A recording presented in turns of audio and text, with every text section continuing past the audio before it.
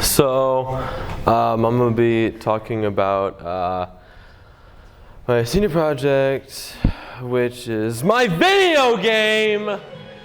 Boom! A little bit of a tone shift, but we're just going to take it, all right? I knew I was going to do this since freshman year.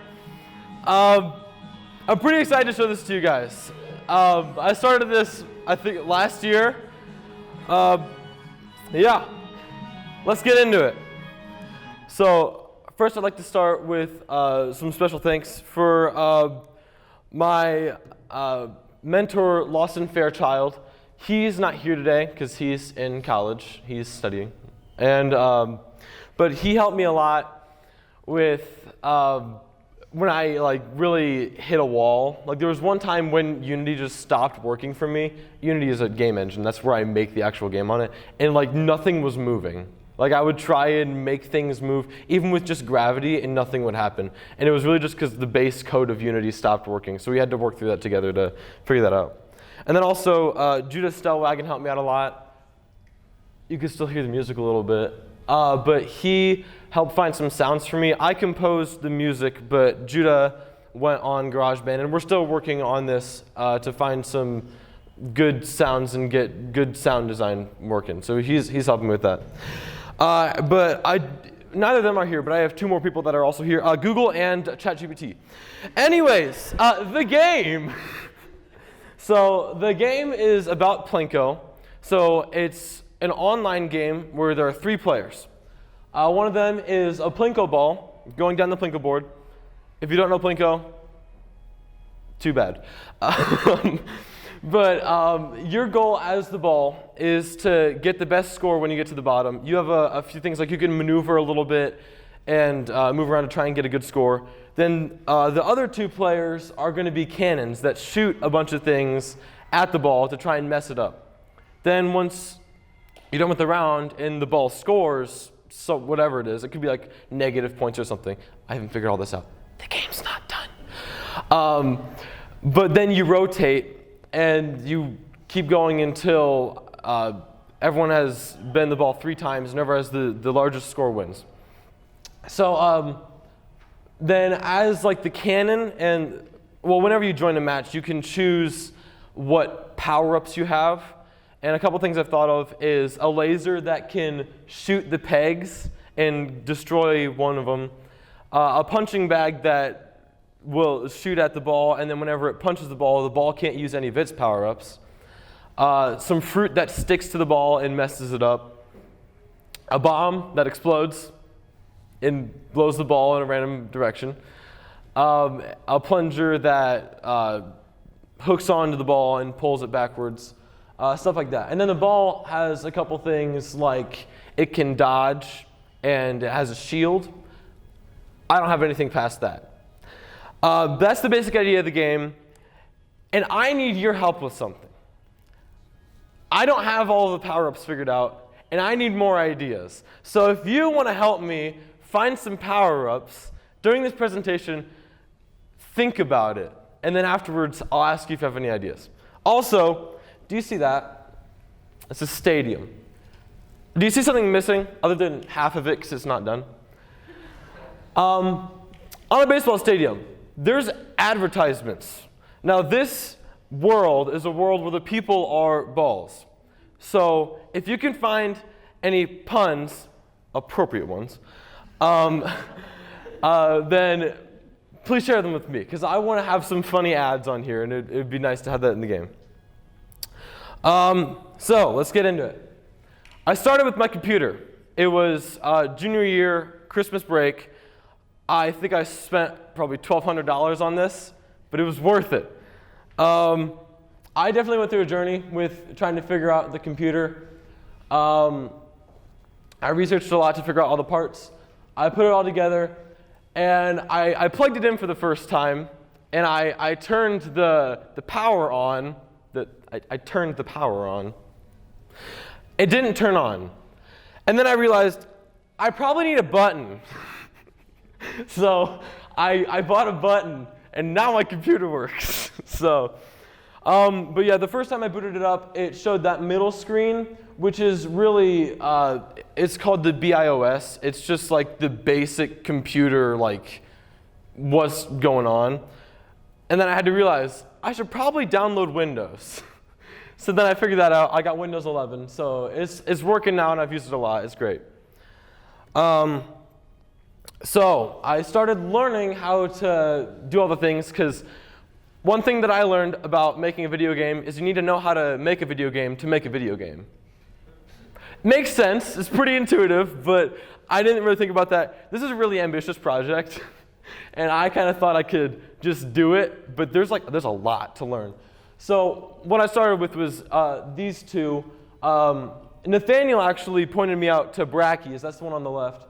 He has probably a series of 50 videos about how to program in Unity and all sorts of stuff that you can do in Unity. And then a Blender guru, I found him randomly, and I figured out how to work in Blender, that's the software that makes 3D models. So that's where I made that stadium in and some of the other power-ups that I will show you. So that's where I started. Then I started making the models and things. So there's a couple models. Oh, I forgot about the stop sign. The stop sign is one where it hits the ball, and then the ball stops for a second and keeps going. But I have a horn, a stop sign, a plunger. I'm still working on a lot of them, because there's a lot to work on. But one of my first wins in this project, especially with programming, was this video here, where I finally figured out how to shoot. And it seems pretty simple, but it took a lot of figuring out. And then I figured out later that I did too much figuring out, and there was a lot simpler way to do it and just tell it to go forward. Because I did a bunch of trigonometry to be like, what's the angle of this and this to make it go forward? But then really, Unity, there's a lot of things on Unity that make your life so much simpler that I just didn't know. And one of them is just to say go forward. So that was one.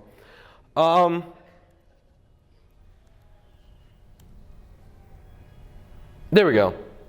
So the music, like I said before, you can hear in the background. But the first version I started with, I kind of just figured out something in my head. I was like, that sounds cool. So this is how it sounded at the beginning. So I kind of start with that beginning, like it's bouncing around. It's a little bit loud. But I kind of felt like this one was a little bit too clunky and heavy, and I didn't really like it. And I also wanted a little bit more direction, because it repeated a lot. So I took some inspiration from Mario Kart, because I absolutely love the soundtrack. It's really good. I have listened to this for hours on end, because it's just so good. So I think it was pretty recent. I just listened to it a bunch. In drawing class, I think there was like a couple days where I just listened to Mario Kart the entire time. It was great. And I was just thinking about like what is going on in here that I can learn from. And some things was like the direction, because it keeps going to different parts throughout the song. It's like a whole piece. It's not like things are repeating over and over again, and that's why it doesn't get boring. And also the sounds are just, they're heavenly somehow. I don't know how, but they are. So I don't want to stop it, but I have to. So then I went into, it's called MuseScore. It's like an online platform where I can compose music. So I designed this piece.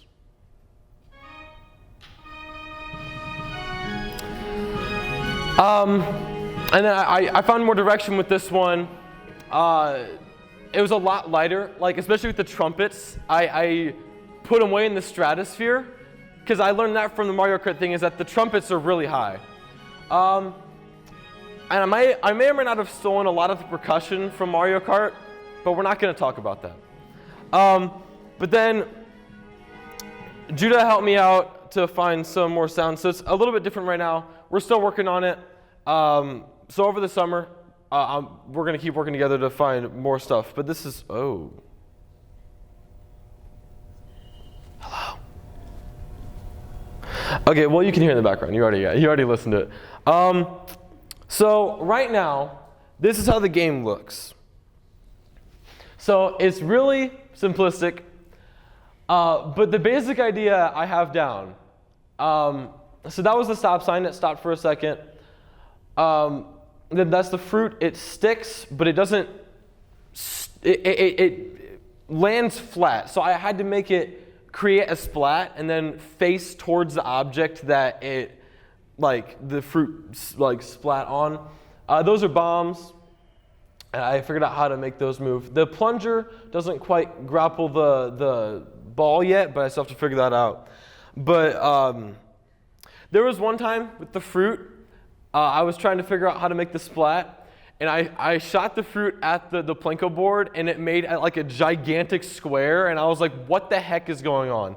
And apparently there's something where it's like, I figured out it's really easy. If you just make it a child of the object that it hit, then it'll stay attached to the object. But that also changes the scale of the splat. So it made it gigantic, the same scale as the board was. So that was something weird. Here's some of the code that I've done. The bottom stuff is all for Unity. The top is something I figured out kind of recently. I got the main idea from ChatGPT, but then I cut out some things and I figured it out because it didn't work quite right because ChatGPT is ChatGPT. But then this is what it did for the stadium. It made the people move like that. So pretty much what it does is it creates a sine wave, and it takes the y position of the wave, and it makes each ball has a random assigned part on the sine wave, and it changes. So there's a lot of variability, but they all jumped in random things. But the only problem is that whenever I tried to put it into Unity, it didn't do any of that, and the balls weren't even there. So I had to figure that out. There's still a lot I have to learn. So, as I've said throughout this whole thing, I am not quite done with this by any means. A couple things I still need to do. I gotta make a lot of the power-ups work, like the plunger and stuff like that. Design a lot of the power-ups and make them look good. I need to make a scoring system.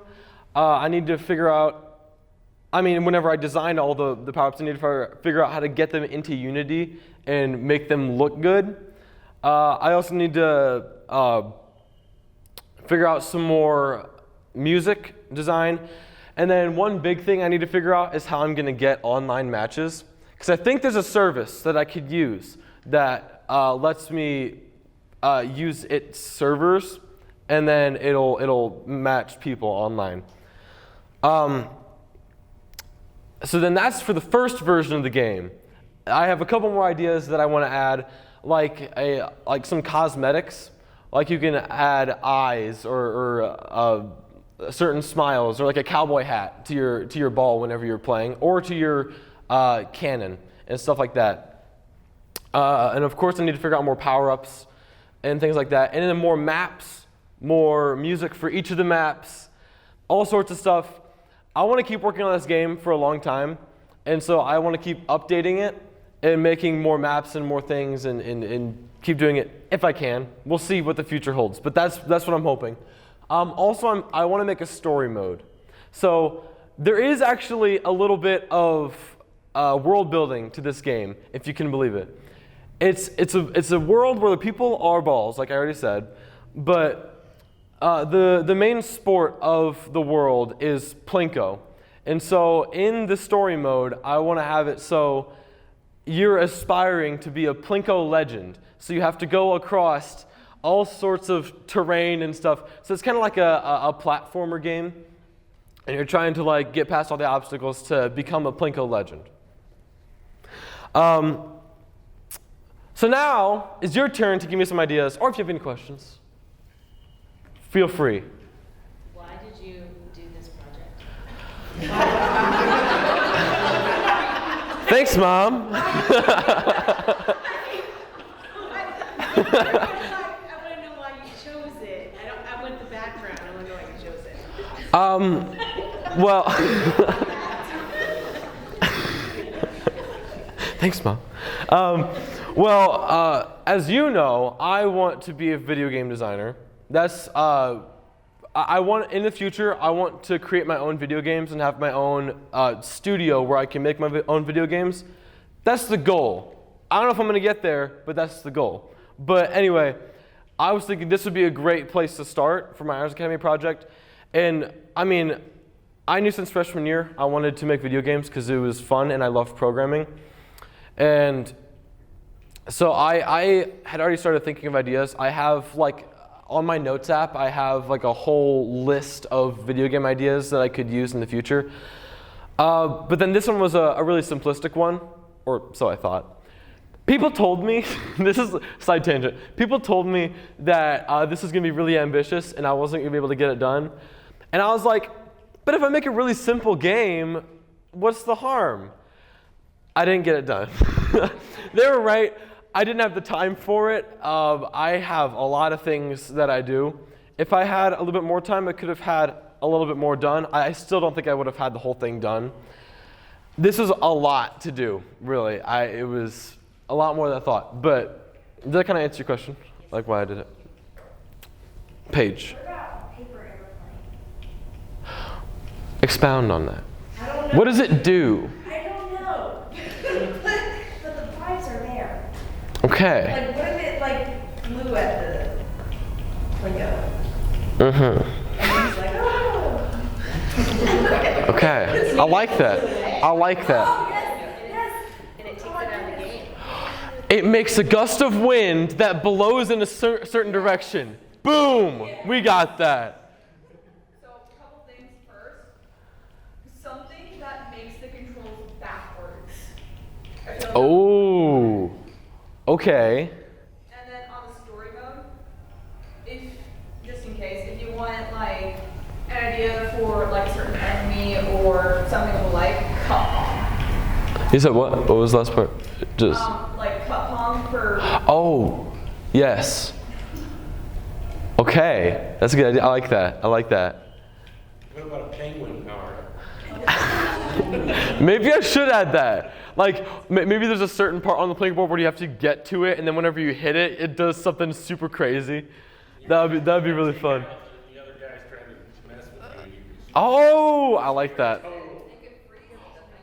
my gosh, the ice power's like outside. This is amazing. You guys are so much better than I thought you were gonna be. This is great. No offense, no offense. This is great. I was going to ask why there's no penguins in the game, but anyway. Well, because it wasn't a penguin game. I do have a penguin game idea, but that's separate. But I like that. Maybe I should add a penguin element to each game. And you should make it have a sway like upside. I'll think about it. Jude. So obviously you seem to have a lot of stuff you want to work on in this game and lots of other games, but what like for a release date, what do you have in mind, and where would you possibly be like putting this for other people? And do you have playtesters in mind? Like how is that all going to work? Next question. I'm kidding. I really don't know for a lot of that stuff. I mean, release date, I don't know. If I had a full year to myself, if I just didn't do anything for a year and just worked on this, I could probably get it done. So maybe in the next 2, 3, 4, 5, 6, 7, 8, 9 years. I don't know. I don't think it would take 9 years. But hopefully in the near future, hopefully I get to working on this during the summer. And then playtesters, I don't know. I'm sure I'll find someone sometime. I think they want to be playtesters. I'm sure I'll have a lot of friends to play it with me. And I was kind of thinking if I got it done this year, I could just play it with my friends and just play it over and over again to see if there's anything wrong with the game. But yeah. Any other questions or ideas? Zai. Were you thinking about making a tutorial?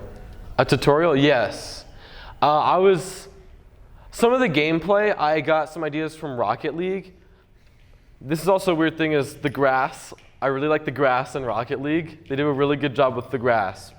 And I tried to figure out the grass on this, but it made the game lag a lot. because there was a lot of geometry. But yeah, tutorial. You know how Rocket League at the beginning, it kind of throws you into the game right away? That's what I was thinking, is that like right away you're the ball and you're trying to get down and you're dodging everything, and it like goes in slow motion to like tell you what's going on. So stuff like that, yeah. I was just gonna say, like, really all three of you doing these projects, I love the idea that how hard could this be?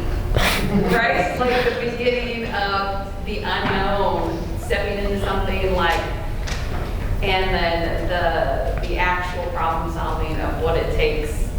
When you start to figure out what it actually takes, you're just like, and I think there's so much about that happens, but I think it's really wonderful when you guys are young and energetic to just hit it, you know what I mean? And don't ask what could happen. Like, do it now and be willing to fail and take risks and have fun with it because you're learning. Okay. That's really one of the biggest things, is just doing it. Because I think part of me is afraid whenever I work on it that I'm going to come into a roadblock where I have to learn something new. Because it's like every time, it's like, hey, I want to make a paper airplane that makes a gust of wind that moves in that direction. And it's like, paper airplane, go. All right, wind, go. And then the ball moves that direction. It's like, what just happened? And then you have to look it up, and it's like, we'll do this. Well, that didn't work. We'll do this. Well, that didn't work. ChatGPT, help me. That's not the right answer. No. There's all sorts of things. But, right. But you just got to keep going at it. And I think this project really helped me to, like, start me off and just be like, this is what it's like. And, like, it got me a good viewpoint of what I'm looking at for the future. So I appreciated the project for that. So for the tutorials, like for the tutorial thing, while it's going down, you know how when you do sports, like it'll like when you first are doing it, like it'll pause and it'll have like a little instruction or something, like a tip. Were you thinking of doing that or like? Yeah, like I was saying, it's like slow mo. Like in Rocket League, it's like slow motion. So it like slows down and you're like in the moment, and there's like a little pop up, and it's like, press space, and you press space, and you kick the ball super far and you make a goal, and you're like, I just made a goal. So like Wii Sports. Yeah.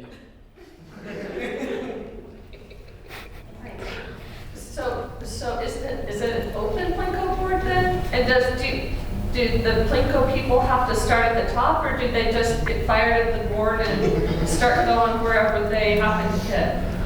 Well, what do you mean for like open Plink-O board? Like okay, classic prices, right? Plink-O, and a lot of Plink-O boards that I've seen actually have plexiglass. Like it's like a Plink-O sandwich, so that it stays within the Plink-O realm.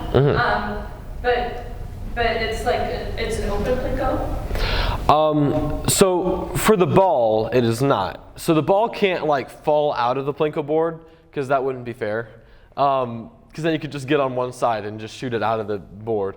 So the ball is kind of trapped in the board and it can't fall out. And then, yes, they do start at the top. So it would be like for the person that is the ball at the moment, they would like bounce across the top, and then they would press space whenever they want to drop. So they get to choose where they start, and then my idea is that they'll choose, and then it'll be like 3, 2, 1, go, and then they drop, and then they start shooting at them. So. But the incoming projectiles have free reign at the board. Yes. Okay. Two questions.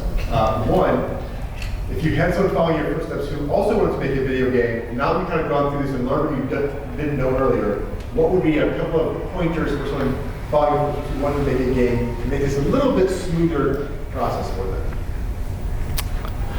Don't be afraid to ask for help.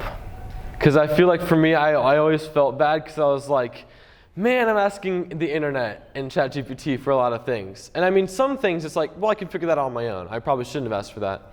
But some things it's like, I've never made a video game before. You got to cut yourself some slack. Like, you can't expect yourself to create this big, gigantic, open world game or something without any prior knowledge. So just like not being afraid to just figure out what's going on. And you're gonna have a lot to learn.